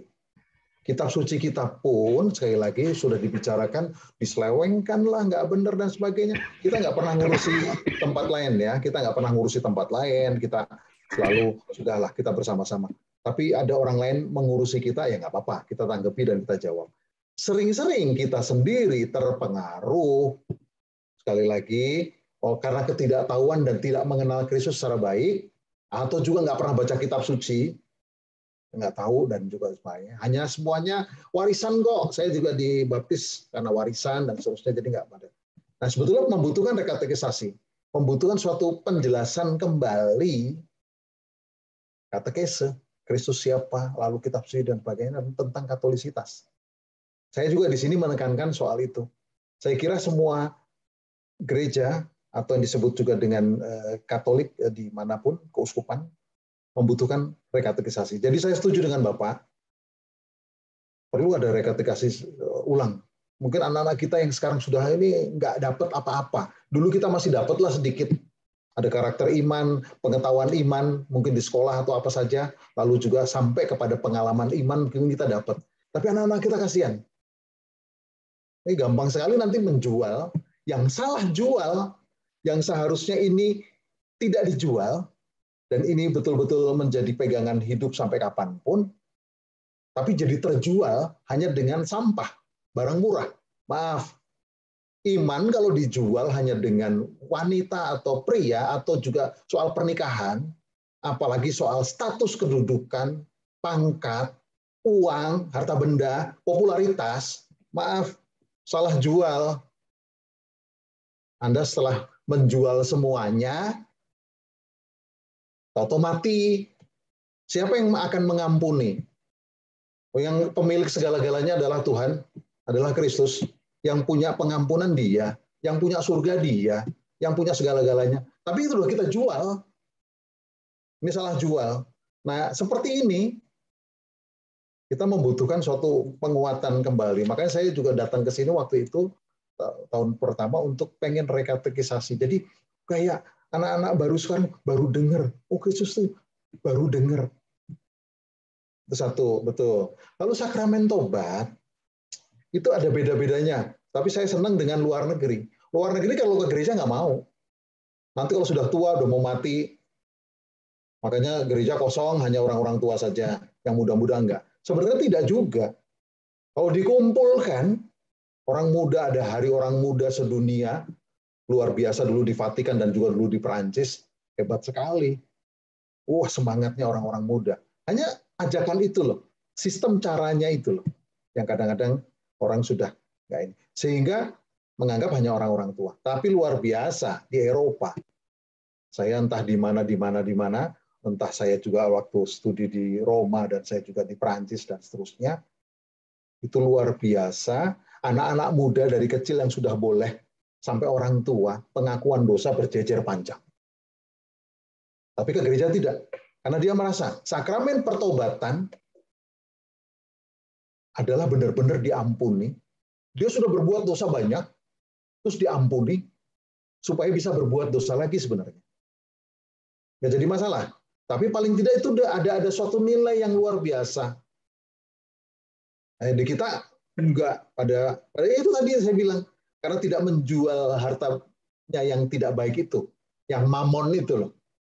Ngerasa suci, ngerasa paling baik, apa sih dosa saya? Salah saya apa sih?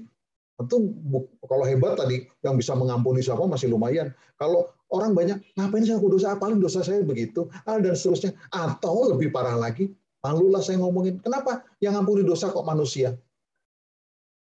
Udah langsung aja ke Tuhan. Kalau langsung ke Tuhan nggak usah beragama.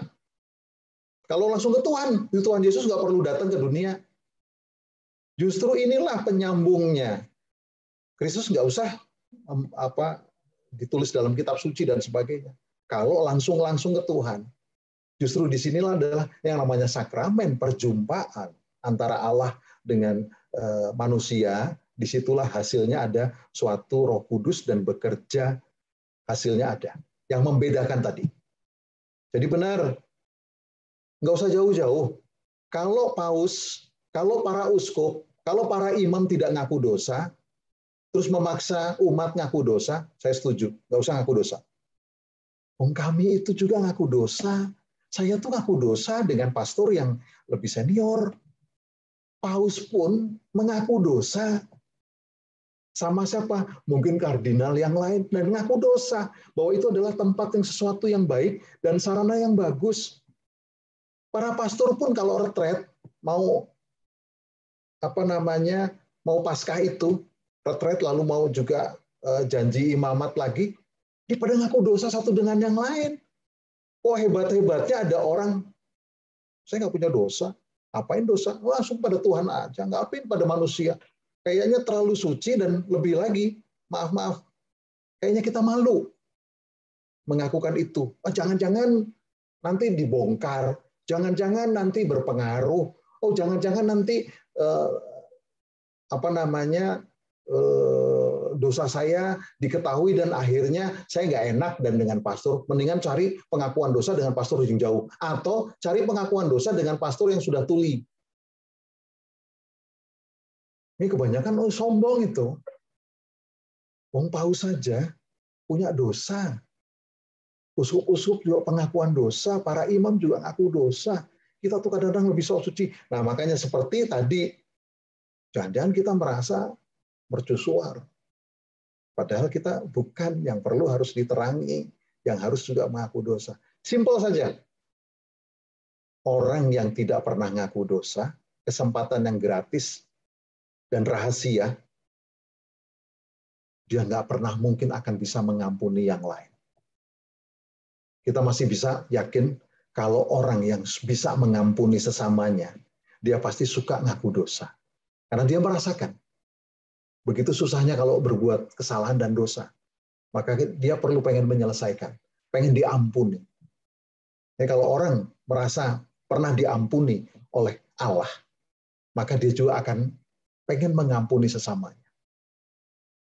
Nggak salah kok, nggak ada masalah kok kalau ada. Nah, seperti ini memang benar, masih ada penangkapan tentang sakramen pengampunan dosa pun, pengakuan dosa pun itu sering salah. Sehingga banyak orang nggak mau.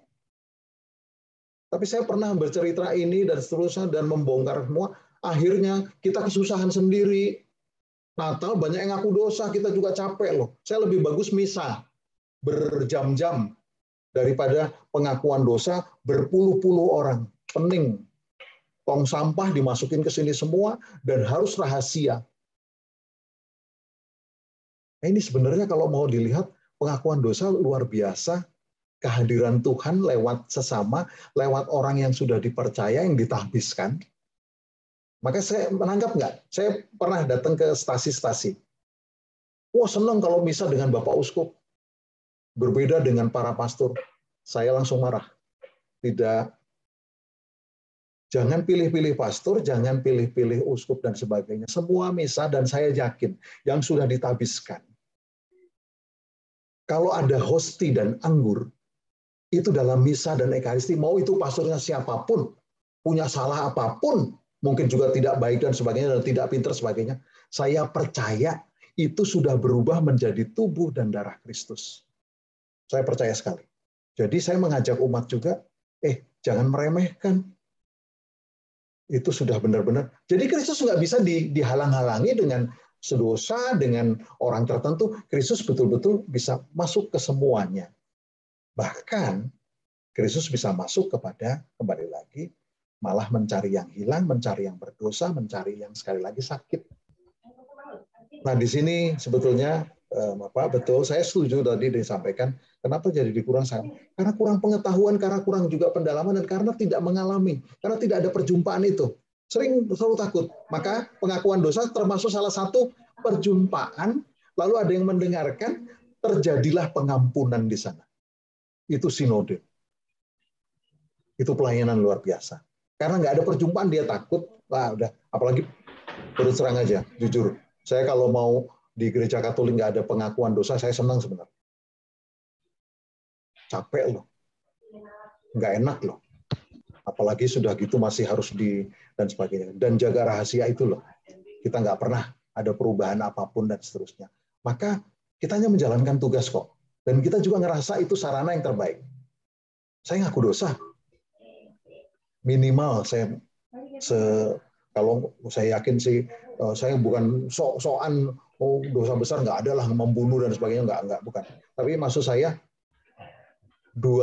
setahun 2 kali, ngaku, mau hari-hari besar, saya harus perlu persiapan batin, saya pasti punya dosa.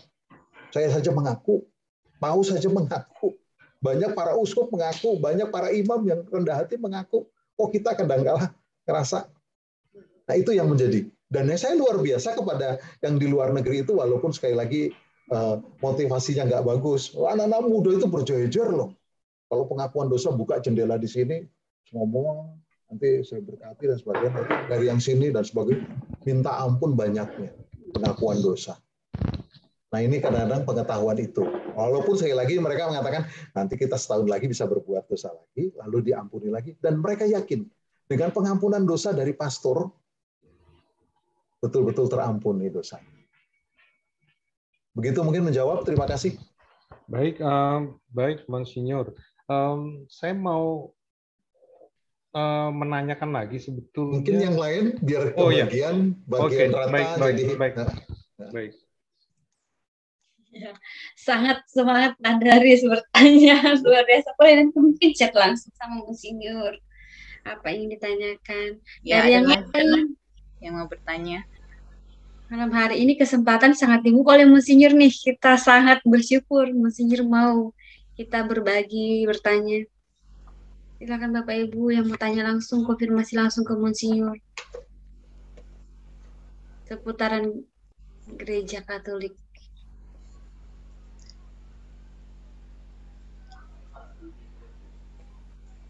Kalau tidak ada ya Pak Andi tadi.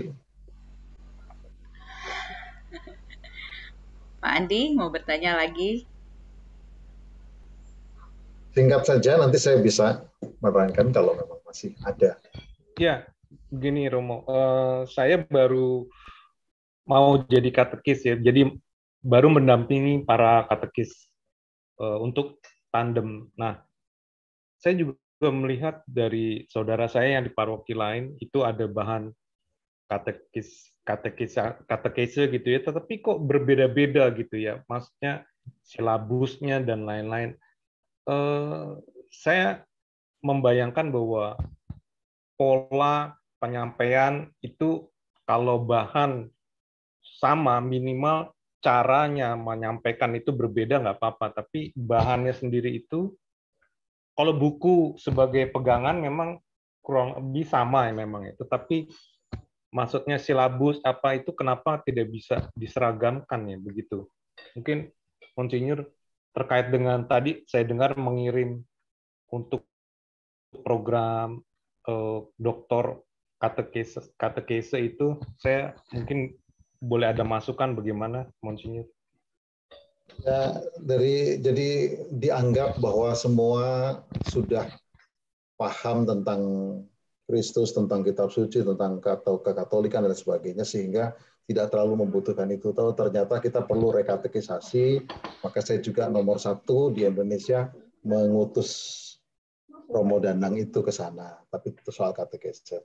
Jadi saya maksudnya begini, ada katekismus sebenarnya, ada katekismus yang besar itu sebenarnya patokan. Jadi kalau orang mau menekankan yang mana dulu, mau cara silabus dan sebagainya, saya bilang nggak ada masalah. Apalagi antar keuskupan satu dengan yang lain, kadang-kadang kebutuhannya juga berbeda. Atau juga ada suatu program yang berbeda. Maka saya sampaikan, ada kalau di Jakarta itu Ardas, Arah Dasar, atau juga di Semarang, Keuskupan Agung Semarang. Tapi kalau Purwokerto, Arhal, arah haluan dengan sinodenya, dengan yang cara berbeda, saya pikir tapi tetap tujuannya sebenarnya kepada katekismus atau kepada penerangan tentang kitab suci, saya kira sama saja. Ambil contoh lagi sebetulnya bagaimana kitab suci di kita itu diterangkan dengan beda-beda pastor, dengan cara lucu, dengan cara bagaimanapun, tapi intinya sama. Saya bilang isinya sama. Tujuannya adalah bahwa hanya mau menyampaikan Kristus itu adalah Allah dan manusia dan dia penyelamat dunia. Lalu ya seininya dan dia hadir ke dunia dan dia menyelamatkan umat manusia lewat janjinya dan seterusnya. Sebetulnya hanya isinya itu. Hanya walaupun ada cerita-cerita dan sebagainya. Tapi kalau sudah nomor 1 saja pusatnya kita nggak pas. Yesus itu bukan, makanya ada Arianisme, ada Nestorianisme, dulu ada bid'ah, ada yang tidak setuju dan sebagainya, itu lain soal. Tapi yang jelas, katekismus yang kita punya itu sama sebenarnya. Hanya orang dengan cara bagaimana dan seterusnya, itu mungkin punya ciri khas masing-masing. Tapi saya yakin tidak berbeda kok. Kalau di gereja Katolik untuk pembelajaran seperti itu sama dengan kita juga belajar filosofi, kita belajar teologi, kita belajar tentang kitab suci dan seterusnya yang lulusan dari Amerika, lulusan dari Roma atau dari mana-mana. Lihat, isinya nggak ada yang berbenturan yang membedakan, tapi isinya saling melengkapi dan ya memang Kristus itu adalah Allah. Mungkin di situ. Dan dia mati di salib dan hanya itu. Iya. Kalau mau nyampaikannya beda, caranya beda, silabusnya beda, ya nggak ada masalah. Iya, baik. Terima kasih, Monsinyur. Ya, ada lagi? Mungkin kalau tidak ada, saya boleh bertanya satu, Monsinyur? Silahkan. Monsinyur, ya, makasih Monsinyur. Monsinyur, kira-kira ada tips atau sedikit sepatah kata bagaimana biar kami ini umat memiliki kepedulian seperti tadi Monsinyur katakan berjalan bersama, mau rela berkorban, entah membagi semua harta kita yang tidak hanya berbentuk materi tetapi tenaga, waktu dan sebagainya. Karena kalau yang saya lihat kadang-kadang seperti tadi Monsinyur bilang, kita pun kurang tentang katekese. Kita pun kurang tentang Katolik itu kurang pengetahuan tentang firman Tuhan. Bagaimana bisa mengenal Tuhan jika tidak membaca firman-Nya? Nah, bagaimana ketika diajak kayak mengajak katekese di paroki, kami ada grup katekese. Tapi yang masuk itu cuma 10 dari sekian kakak yang ada di paroki. Padahal kadang mungkin pastor sudah ajak, tapi kepedulian umat itu kurang. Jadi kira-kira bagaimana, atau bahkan umat sendiri pun kadang-kadang ada yang banding-bandingkan, aduh kalau pastor ini ngantuk, khotbahnya kelamaan. Bahkan ada dibandingkan dengan, kalau pendeta itu berapi-api, bagus ya khotbah itu menyentuh kehidupan sehari-hari. Kalau pastor khotbahnya begini. Jadi mungkin ada tips atau apa yang Monsinyur bisa sampaikan kepada kami biar boleh mencintai iman Katolik kita. Terima kasih. Ekaristi, satu kesatuan perjamuan yang sempurna dan luar biasa. Isinya sekali lagi, kalau kita mau Ekaristi, bukan mau dengerin khotbah pastor tok. Ekaristi itu pengen dengar sabdanya, pengen terima sakramennya, pengen terima bersama Kristusnya, pengen dengar lagu-lagunya. Satu kesatuan Ekaristi. Jadi nggak ada Ekaristi, hanya pengen dengar khotbah pastor. Kalau sudah begitu, sudah nggak bagus. Ini bukan perjamuan, nomor satu. Dan saya juga jamin, coba dengarkan baik-baik. Khotbah imam, sekali lagi walaupun ngantuk, mengandung silensium. Jadi kayak obat saja orang yang nggak bisa tidur, datang ke gereja, dengerin khotbah pastor, tidur. Tapi coba dengarkan sungguh. Dia tidak lari dari pesan. Walaupun cara nyampaikannya beda. Tapi kan kita tidak, sekali lagi hanya untuk nunggu itu. Nunggu khotbah. Kalau mau ke gereja hanya nunggu khotbah. Nggak usah ke gereja, nggak usah juga Ekaristi. Panggil saja masih banyak orang yang dibayar mahal. Ambil contoh, di tempat lain itu, maaf, kami itu khotbah bagus, nggak khotbah bagus, maupun kita pinter dan tidak pinter, ya pasti punya standar pinter semua lah. Itu tetap kok uang sakunya sama kok. Bahkan nggak ada lebih-lebihnya. Bahkan kita, kalau tempat lain memang mempersiapkan semua untuk menarik dan sebagainya. Apakah pesannya ada nggak? Jangan-jangan pesannya nggak sama. Pesannya nggak. Saya pikir coba mulai dari situ, kita nomor satu, namanya ke gereja itu memang mau Ekaristi dan satu kesatuan penuh dengan semuanya. Jadi bukan hanya sekedar kembali lagi dengar khotbah. Kalau hanya itu, ya kita nggak akan tertarik. Ya udah cari nanti di tempat lain yang lebih menarik, tapi tidak dapat yang lain-lainnya dan seterusnya itu. Lalu yang kedua tadi pertanyaannya bagaimana supaya kita juga nomor satu, tadi yang disampaikan Paus tadi. Yuk berani keluar dari zona nyaman, berani untuk kalau kita memang mau melayani, berkat itu nggak bisa langsung gede, kecil-kecil. Kalau mau langsung, pokoknya kalau datang ada katekese, ya semuanya harus datang. Nanti kalau nggak datang ya nggak jadi. Justru dimulainya dari yang kecil. Kristus saja menemui 1-2 orang. Tidak langsung banyak-banyak. Mau banyak nggak akan pernah bisa. Dimanapun. Di dunia ini nggak akan. Nggak apa-apa dari yang sedikit itu. Tapi berkualitas. Kita lebih senang begitu daripada kembali lagi langsung banyak, rame-rame, hura-hura, pulang dari gereja, nggak dapat apa-apa. Dan nggak bisa berbuat apa-apa. Lebih bagus biar sedikit nggak apa-apa, tapi kita kusuk, kita benar-benar sesudah pulang dari gereja dapat berkat, dan akhirnya kita menjadi berkat bagi yang lain. Sudah keluar dari gereja, kita bisa berbuat sesuatu. Tadi berjumpa, bisa mendengarkan, lalu bisa juga membantu, membuka, dan membedakan hasil dari orang lain. Mungkin di situ, jadi mulailah, nggak usah ngelihat berapa banyak, mulailah. Kalau orang jualan, pengen dapat untungnya langsung banyak, nggak ada yang jualan.